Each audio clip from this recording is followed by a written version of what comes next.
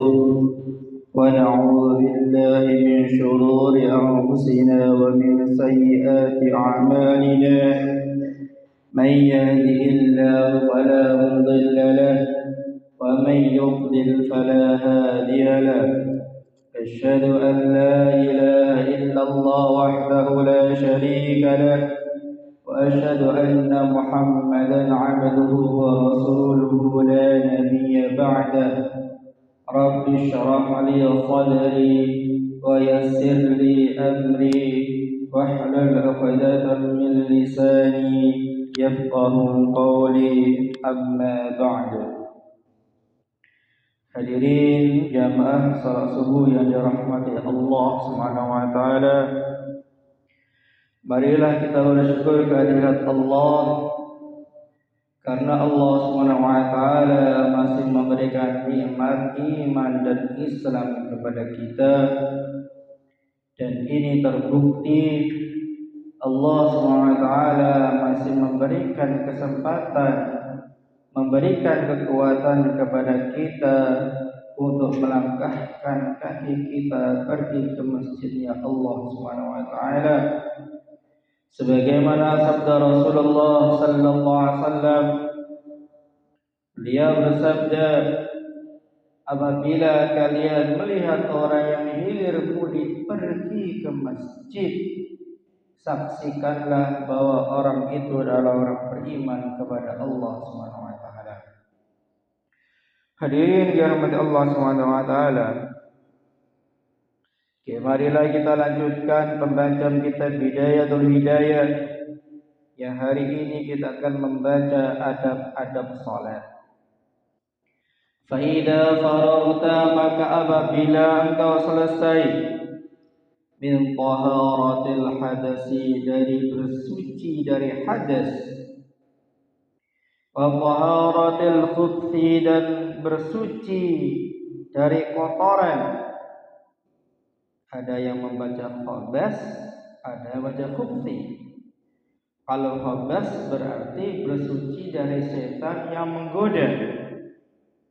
Kalau khubthi dari bersuci dari kotoran. Fil badani, di dalam badan, wasthiyabi, dan pakaian, wal makani, dan tempat, wa min sitril awrati, dan selesai dari menutup aurat, minas surrati, dari lutut, mulai lutut, ila rukbati, sampai minas surrati, dari pusat, ila rukbati, sampai ke lutut.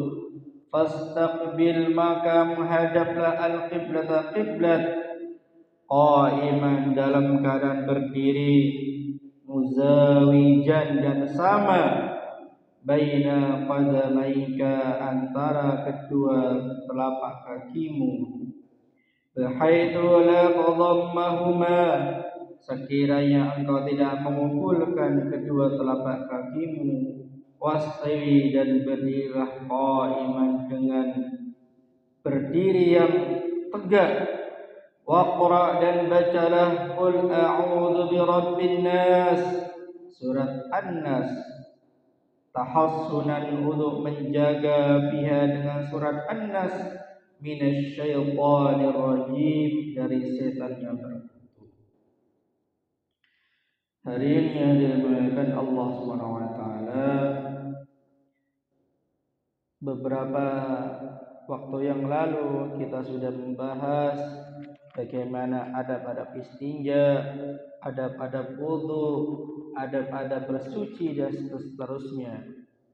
Maka Imam Ghazali mengatakan, apabila kalau kita sudah selesai dari semua itu, maka kita menghadap kiblat, berdiri menghadap kiblat. Caranya berdiri bagaimana? Caranya adalah kedua kaki kita tidak ditempelkan keduanya, tetapi direnggangkan seukuran satu jengkal. Rasulullah sallallahu alaihi wasallam telah melarang ini semua.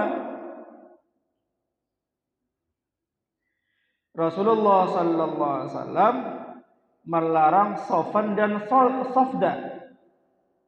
Apa sofda? Sofdun adalah iqtiranul qadami ma'an, yaitu mengumpulkan, menempelkan kedua telapak kaki ketika sholat. Jadi kaki kita itu merenggang, bukan ditempelkan, dikumpulkan. Dan ini dilarang Rasulullah SAW dikumpulkan. Kemudian Rasulullah SAW melarang safan juga. Apa safan itu? Raf'ul ikhdar rijlaini, mengangkat salah satu kakinya.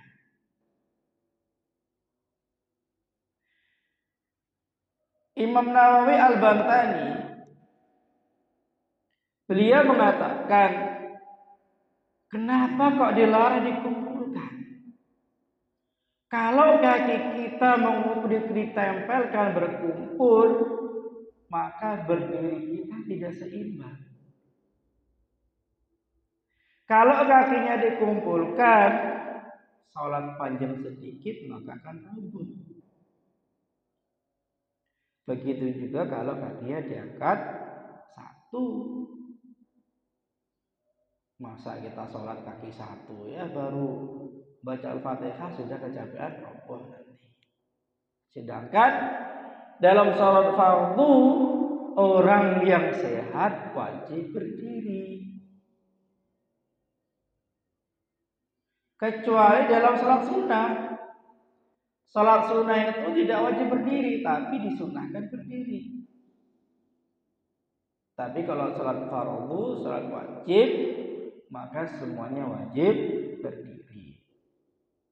Kemudian wastawi qa'iman, dan berdiri dengan tegap.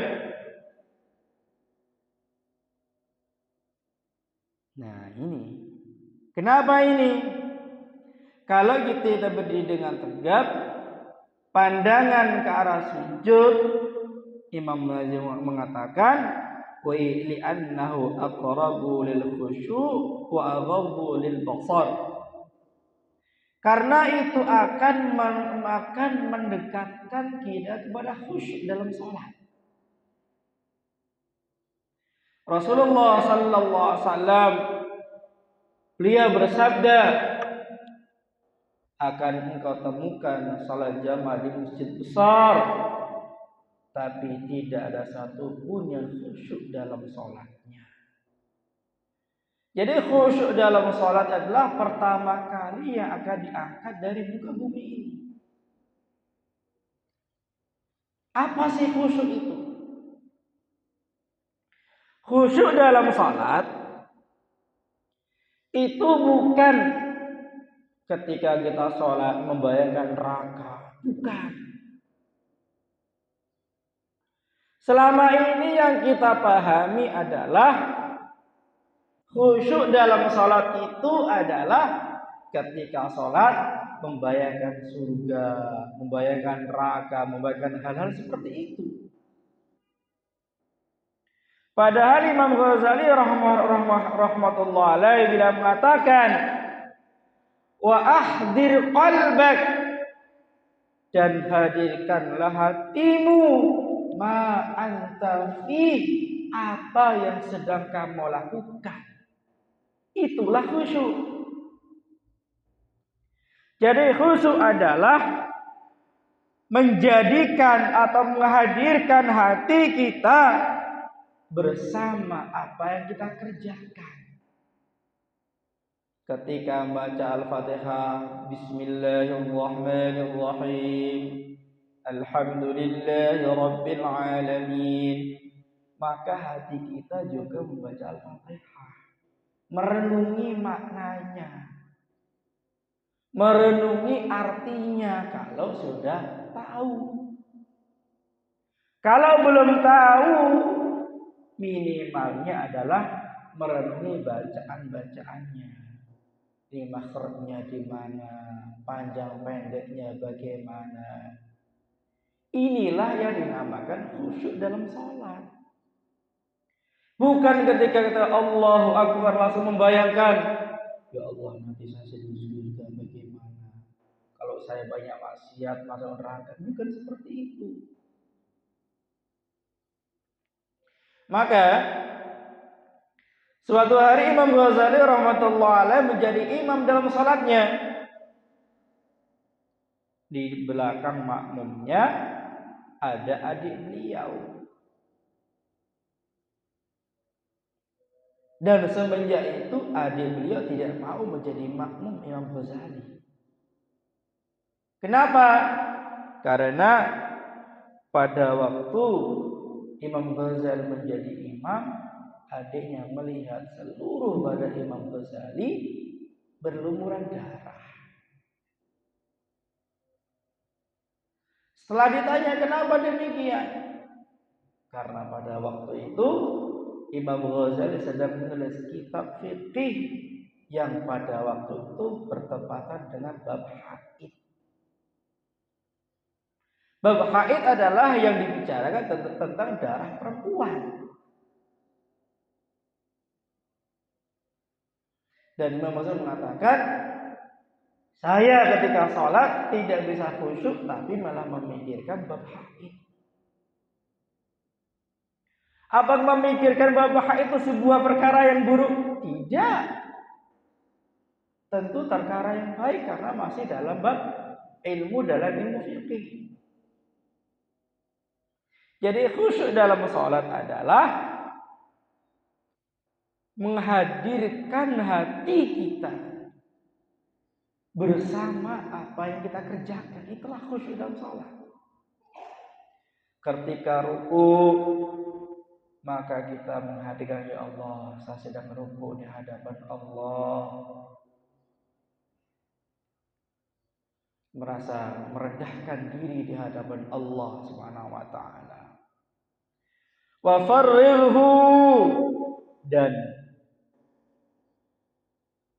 farrihu dan bersihkanlah hati minal waswasi dari waswasnya syaitan.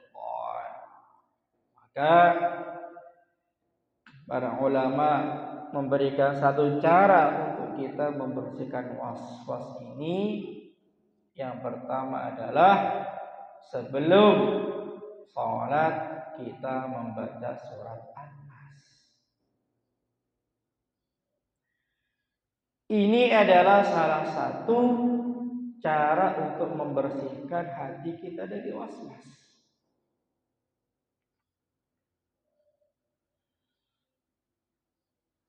Wangdur dan sadarlah bainaman di depan siapa takumu engkau berdiri. Waman dan di depan siapa tunaji engkau bermunajat berbicara. Wastahi dan malulah antunaji ketika engkau bermunajat berbicara maulaka tuanmu biqalbin ghafilin dengan hati yang lalai wa sadrin dan dada masyhunin yang penuh biwaswas dunya dengan waswasnya dunya wa khaba'is syahwat dan lintasan syahwat-syahwat yang buruk. Insyaallah. Hari ini yang mulia, kalau kita sadar ketika sholat kita menyadari kita berdiri di depan Allah, kita bermunajat dengan Allah, maka insya Allah hati akan bisa menjadi khusyuk. Hari ini yang mulia, guru saya Syekh Huzairah rahimahullah beliau sering mengatakan, untuk mendapatkan menghadirkan keyakinan perasaan kita berdiri di depan Allah, maka berbanyaklah zikir Allahu syahidi, Allahu ma'i, Allahu nadhirun ilai. Allahu ma'i, Allah bersama saya. Allahu syahidi, Allah selalu melihat saya. Allahu nadhirun ilai, dan Allah selalu mengawasi saya. Maka kalau perasaan ini wujud dalam hati kita akan merasa malu ketika salat. Allahu Akbar, yang dipikirkan adalah tadi toko saya belum terkunci. Baru Allahu Akbar, oh jemuran saya belum diangkat. Dan kita sebenarnya ini perkara yang tidak punya adab, usul adab. Ibaratnya kita meminta uang kepada orang tua kita, tetapi muka kita memalingkan dari depan orang tua kita.